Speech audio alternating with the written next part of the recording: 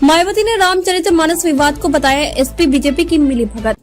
नमस्कार, आप देख रहे हैं यूपी न्यूज 24। आइए नजर डालते हैं आज की बड़ी खबर पर। मायावती ने रामचरितमानस विवाद को बताया एसपी बीजेपी की मिलीभगत। कहा सपा का भी वही राजनीतिक रंगरूप दुर्भाग्यपूर्ण। मायावती ने अखिलेश यादव की चुप्पी पर सवाल उठाते हुए इस पूरे प्रकरण को बीजेपी और सपा की मिलीभगत करार दिया।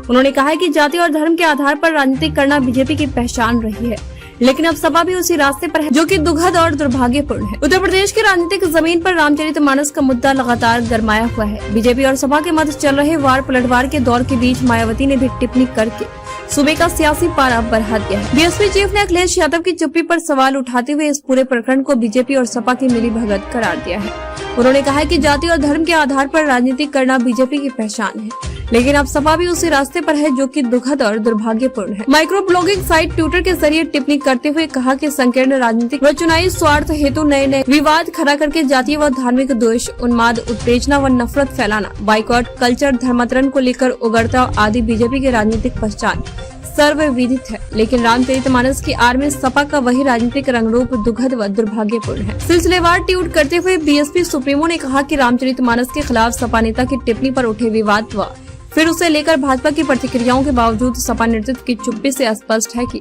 इसमें दोनों पार्टियों की मिलीभगत है ताकि आगामी चुनाव को जनता के ज्वलंत मुद्दों की बजाय हिंदू मुस्लिम उन्माद पर पोलराइज किया जा सके।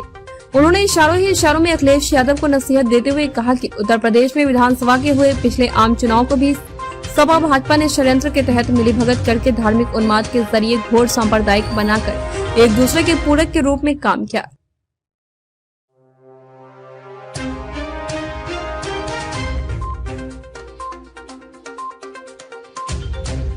खबरों में अब तक के लिए बस इतना ही। फिर होगी आपसे मुलाकात ऐसी ही एक बड़ी खबर के साथ।